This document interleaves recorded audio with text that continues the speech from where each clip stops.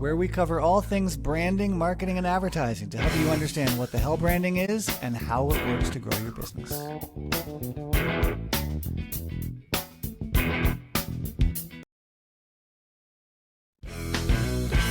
Hi, and welcome to Cover Brand, where we cover all things branding, marketing, and advertising to help you understand what the hell branding is and how it works to grow your business.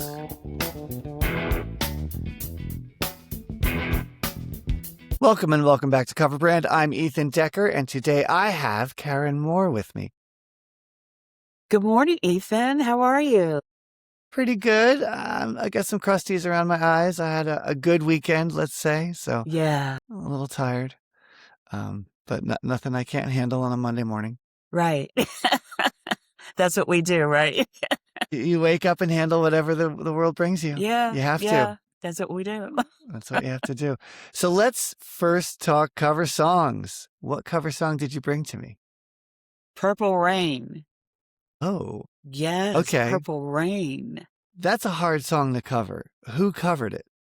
Cynthia Erivo, the amazing Cynthia Erivo, and Jennifer Hudson did it Wow. when they were doing the color purple. Uh-huh. Prince passed away, and they did a tribute right after their show. Okay, I have to go listen to that. Absolutely. Prince is one of my all-time faves. I have his entire collection of music, which spans over 45 albums. Yes. So I'm a huge fan. Oh, But wow. I've not heard this version. So, oh Yeah, my you have to gosh. hear it. I'm going to put that on the Cover Brand Covers remix list, which is Okay. on Spotify as well, so everyone can listen to that. Yes. If it's not on Spotify, we're going to put it on YouTube and somehow get it on Spotify. But that's fantastic. Okay, yeah, it doesn't get much better than Prince, but It doesn't. having Jennifer Hudson and Cynthia Erivo work on it, that's pretty special. It is. It is. Where did you first hear it? It came up on YouTube. It just came up. It Uh-huh. must have popped up on a feed or something.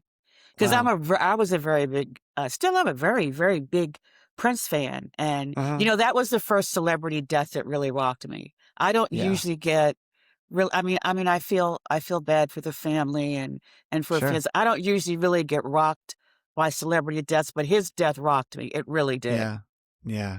Yeah. Well, he was so much. He was so much. He was so big. He was. He did a lot. And did you go see The Color Purple as well? Were you able to see it live? I did not.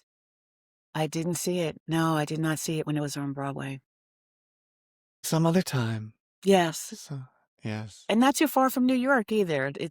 I'm not sure why that didn't happen. And you're in Philadelphia, right? Yes. Yeah, that is not too far from New York. No, so. Yeah. Okay. Well, I will put that on the Cover Brand cover playlist. I will certainly queue it up so I can listen to it right after the show here. Yes. And we will be right back with more of Karen Moore. Cover Brand is supported by Segmentation Eau de Toilette, the new fragrance for those who slice up their market. It has beautiful high notes of occasions with just a hint of demographics. Segmentation Eau de Toilette. Show the world you have focus. Welcome back. I have Karen Moore with me today, and you are calling in from Philadelphia. Is that correct? That's correct. Excellent. The city of brotherly and sisterly love. Well, brotherly love and sisterly affection. Brotherly love, is that what it is now? Brotherly love and sisterly affection? Well, that's what we say. I don't know if that's okay.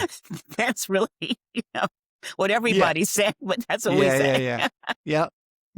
No, I grew up in Philly, and it was a tough town back in the day in the 70s. Yeah. Still is. Yeah, still is. Well, most cities, they have their tough parts. They all do. Yes, they do. It's par for the course. So, for those who don't know you, how about you describe your business a little bit before we get into your business conundrum? I am the founder of the Color of Beautiful Media and Entertainment Group. Uh-huh. And we are redefining the standard of beauty for dark-skinned Black women and dark-skinned women of color, helping them move beyond the negative impact of colorism. And we do that through film and stage and digital media and digital products. And for those who may not know what colorism is a discriminatory practice of favoring lighter skin over darker skin, and it happens in most communities of color. Uh-huh. Yeah. Yeah. So within the communities of color, as well as between different groups and ethnic groups as well, is that what you're addressing, or is it really between ethnic groups? It's within ethnic Within. groups. But Wow. we Yeah. also talk about it sometimes between ethnic groups and even outside of a particular ethnic group, even sometimes the way that people see you, even outside of our communities, there still is this idea that people with lighter skin are more beautiful and Hmm. more valuable and more worthy, even when other Yeah. folks are looking at us. It's true. It's true. It is crazy how much colorism is a global thing as well. It That is. it's not an American thing. America No, it's didn't invent not. it. Uh, No, it's I not. mean, I've been in marketing for a while, and I remember when Dove's campaign for Real Beauty came out 15 years ago, maybe. Yeah, And as part of that, though, they continued to sell skin whitening creams in Asia. exactly. Unilever. Yes. Mm-hmm. Mm-hmm. Mm-hmm. So yeah, all over the world, it seems colorism is still very much a thing. It is. So you have a big business opportunity, right? Yes, I do. Yeah. Oh, I Jay. do. So then tell me what's one thing that you feel like you're working on or struggling with right now with the business? Brand awareness is really, I think, the hardest thing for us right now is really making people aware of who we are and what we do, and really be able to communicate the importance of what we're doing. I think sometimes, especially when you're talking about, now you can correct me on this, Ethan, because I'm sure you'll say, well, it's really not, it's really not that. I But don't know. I don't anyway, know. Let's find out. Let's find out. I feel like sometimes when you're talking about social justice issues, that it can be very difficult to get people to want to engage and tap into really addressing issues within our community and wanting to have those conversations. I'm finding that it's really difficult to get people to engage. Yeah. Yeah. No, that's very normal. It is very normal because these are uncomfortable issues. It's certainly hard to get those in power and with power to engage in a meaningful way because they don't either need to or want to. And often it's uncomfortable and awkward. Like, as a Yeah, white guy with lots of privileges, stated, yeah, unstated, the wind is at my back, let's just say. right. Um, there are things that either I'm oblivious to because it's just not part of my lived experience, or that I benefit from and I have no control over. Like Hmm. one of the classics, which when some people say like, well, yeah, I'm white, but I don't benefit from that. I had a hard life and I was this and that. And I said, well, how often do you get followed when you walk into a store by the security guard or a clerk? And they give me a blank stare because they don't, Right, right? You right, don't, if you're white, you don't get followed when you walk right. into a store, That's right. with a couple exceptions. But, and it's just, that's one of those which is just an everyday occurrence if you're black in America, Right. That's right. right? It So, is. yeah, it is tough to get people to engage. Let me ask though, what are some of the specific features or benefits? Well, not features or benefits. What are some of the specific products or services that you feel like you're offering? You said you're a media company, you're a production company. Is film your major or entertainment forms your major product? Yes, it is. Film and theater. So what I'm doing with one of my films now is I have two films right now that I'm working with. I have one film that I'm doing workshops with, and that's Blues Born of Fire, and it's Nina Simone's Four Women Reimagined. Oh, So we talk about the four women that Nina Simone sung about and how those four women still apply to our lives today. So I have a workshop that I do with that film. And then I have another film, Who Told You Your Black Is Not Beautiful? And that film, I am actually rebranding the virtual installation. So I mm, did a virtual installation with that film. There are six women in that film. And so each woman is in a different room telling her story. And then we have some interactive, different things, prompts and things that come up for people to really look at how they felt about what they heard and how they have experienced that in their own lives. Okay. Okay. So is the focus really on creating the films and then showcasing the films and getting them shown and getting them promoted more? Or how much are you also focused on these interactive parts and the conversational parts? Very much focused on the conversation and interaction part of it. The films themselves, I mean, the film has been in some festivals. And we've won a couple of awards in small festivals. And so that was great. But for me, it's more about having these conversations and bringing people into spaces, primarily online, into spaces to have conversations. Okay. So in that sense, because I was thinking, well, if this is a film and production company and your primary raison d'etre, your reason to be is film, then there's a whole playbook about film and showing up in festivals and schmoozing with the right people and getting bigger distribution deals and getting bigger stars to act in them, et cetera, et cetera. But this sounds like it's a little different than that, yes? Yes, it is. Okay. So then who would be your core audience? Who's your target audience? My target audience is right now, my target audience is Black women Hmm. who are 35 and over. They're pretty much, many times, they're more professional women Hmm. that are dealing, especially dealing with colorism in the workplace, or they're dealing with colorism within their different their different spaces that they're moving in and out of, and with family and things like that. So that's primarily my target market right now. I do want to eventually get into other communities of color that also deal with colorism, but right now I'm kind of focused on Black women.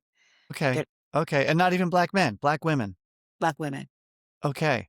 Good. So that's a very specific target.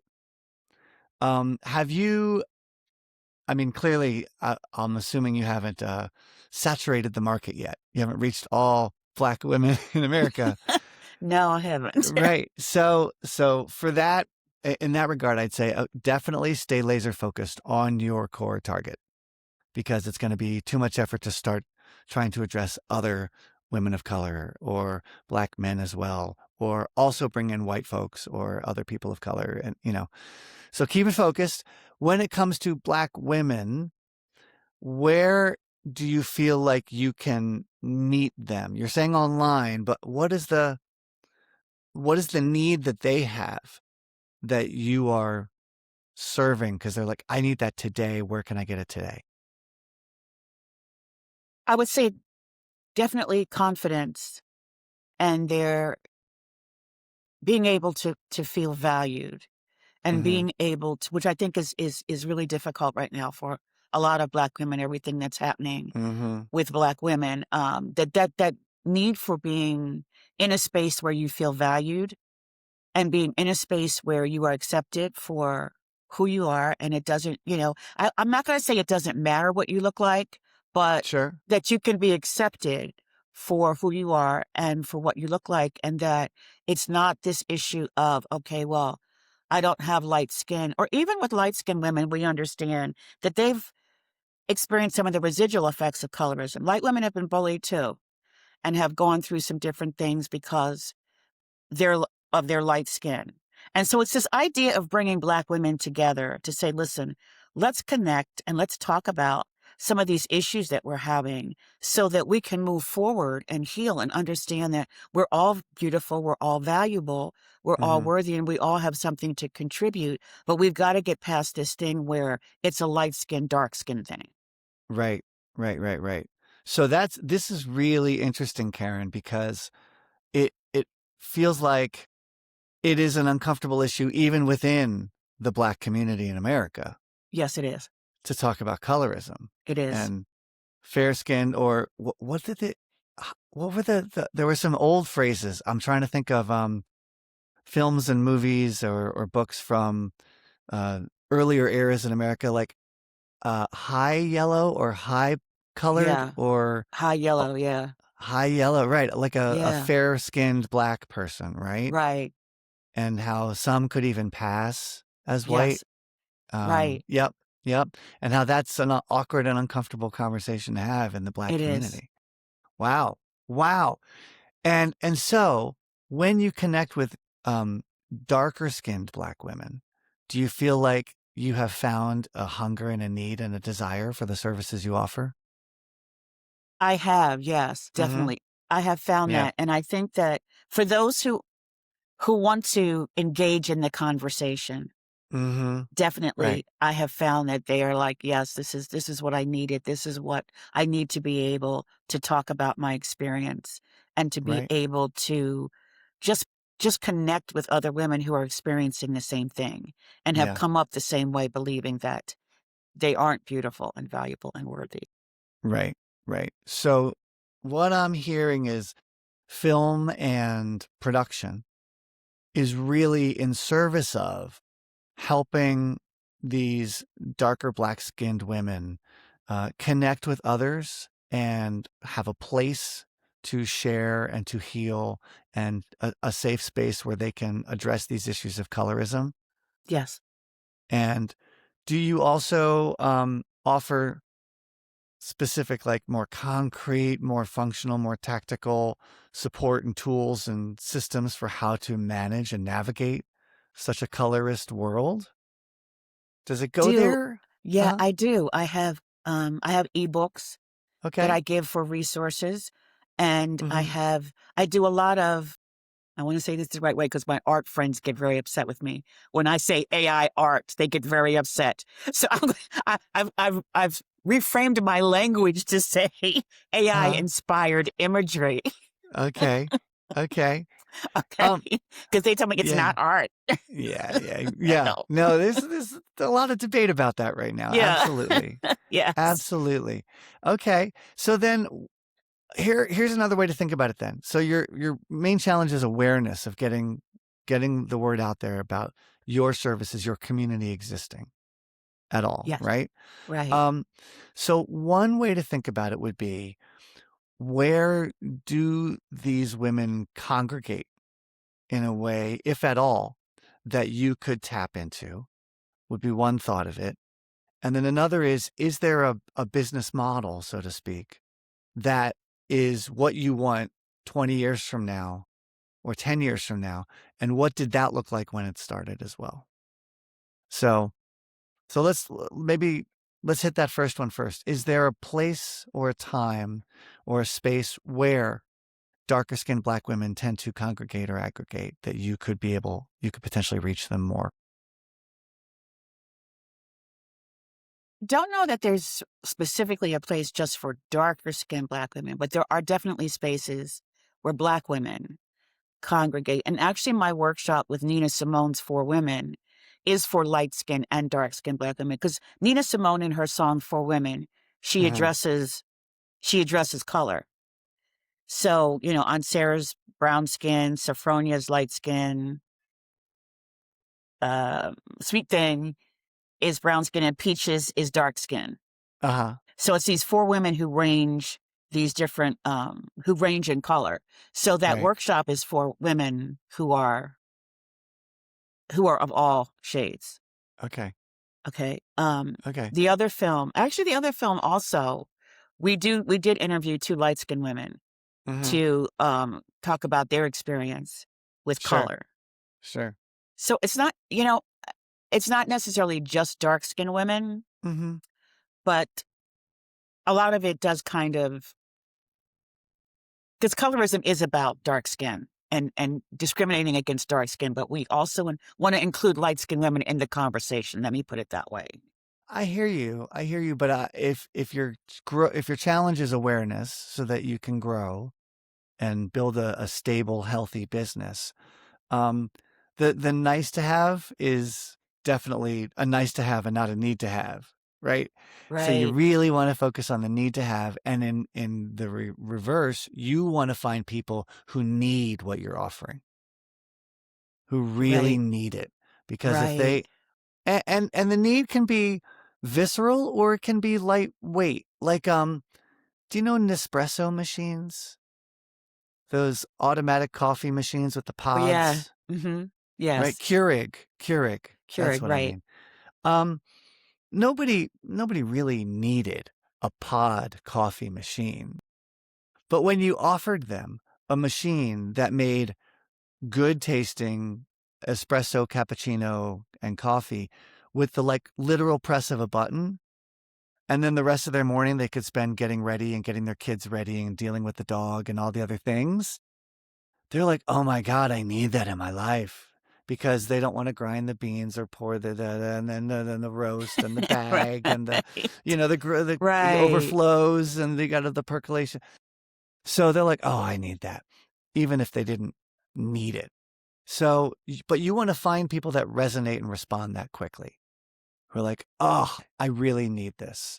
And for that, I think it will be the darker skinned Black women Okay. who are like, I need this space in my life. I need this support in my life and I need this guidance in my life. Got you. Okay. Does that make some sense? It does. It Yeah. does. So it's a sharpening of your audience is already pretty sharp, but it's a sharpening of your message to that audience that you're offering something for them that they really need. And then to make sure you get the communication right, you want to go talk to those people in your target audience. And it can be casual. I mean, market research starts by chatting with those people you know in your friends and family group. And then Right. beyond, like if someone is a shopkeeper that you know, ask them if you can go to their shop and talk to their customers really quick, you know, Okay. or Right. the salon. Oh my God, Karen, you probably have some friends in the salon world Yeah, I do. or the beauty world, you know, your nail people, Right. your hair people. Say, hey, can I swing by sometime and then quiz some of your other customers about this service I have? And then you can Okay, talk to, that's great. Yeah. take over Right. the nail salon for a half an hour and talk to some of the dark-skinned Black women there. And then you get real instant info about what is it in your offering that they really need. Okay. Yeah. Yeah. Yeah. Yeah, that's good. And Yeah. then you can express that in those places where you can find those people at high percentages. Now, Facebook, Instagram, there are some ways to target people.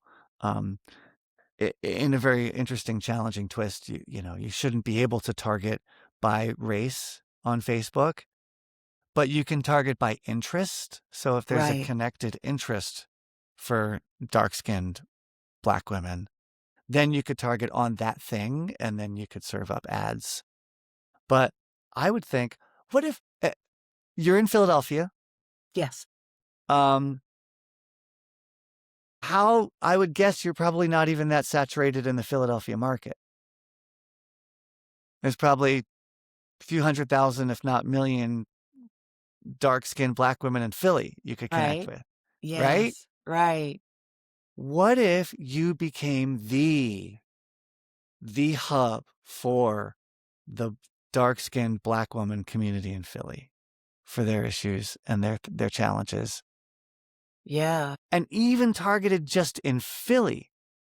And I'm thinking of this because Oprah Winfrey started in one town.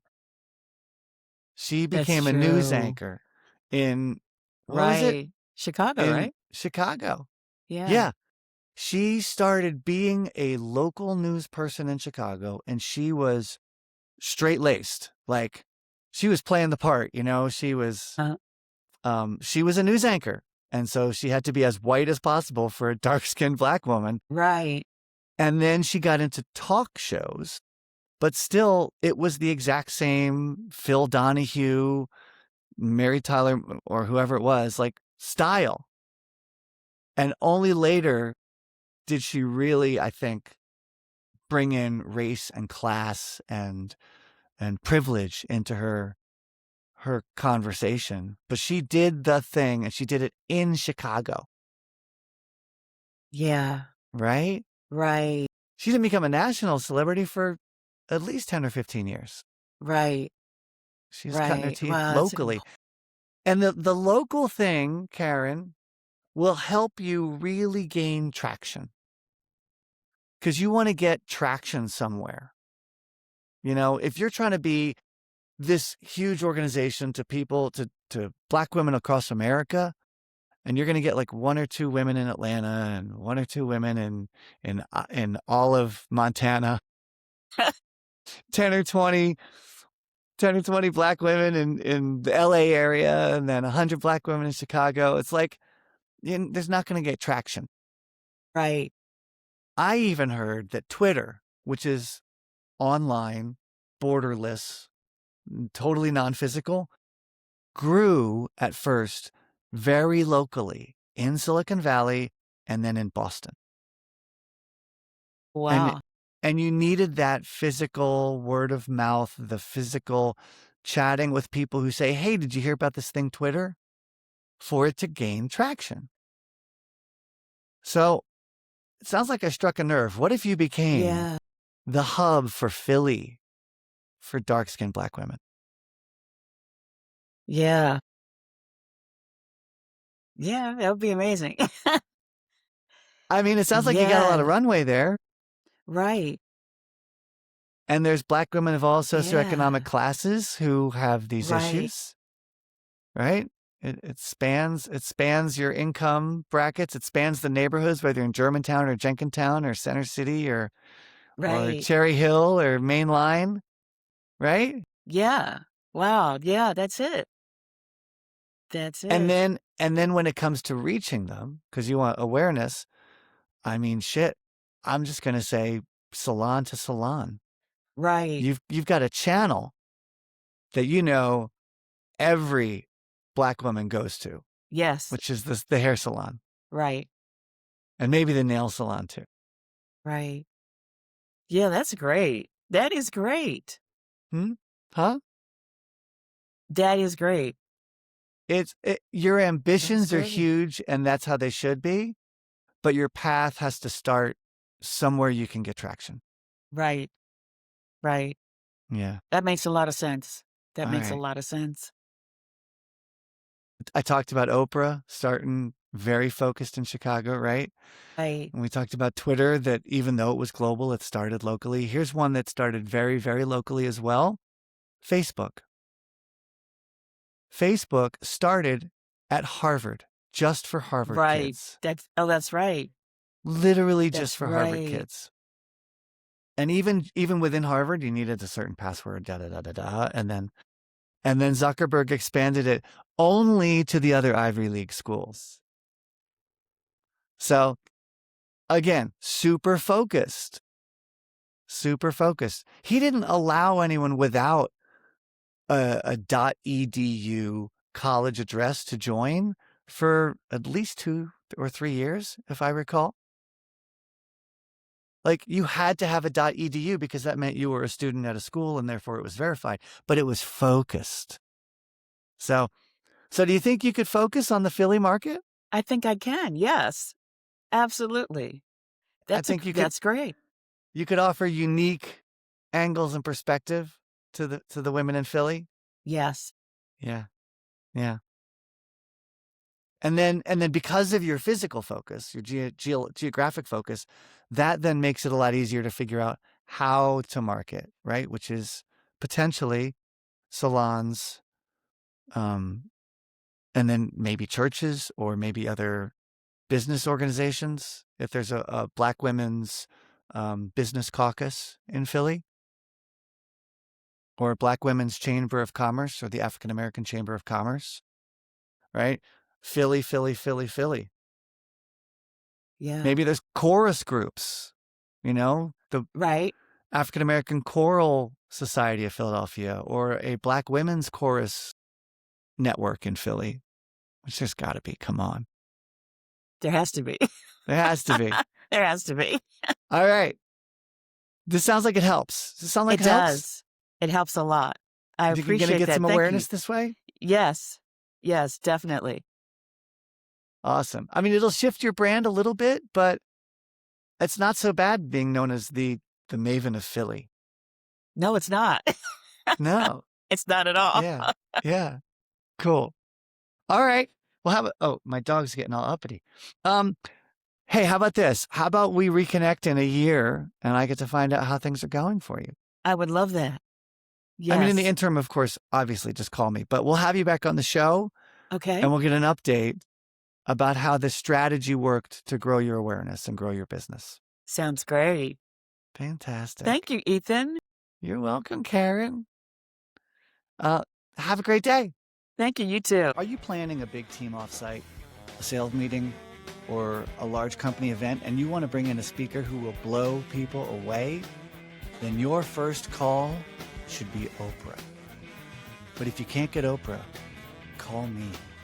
Also, if you got something out of this episode, think of one person who might also get something out of it and send it to them as a way of saying, hey, thinking of you.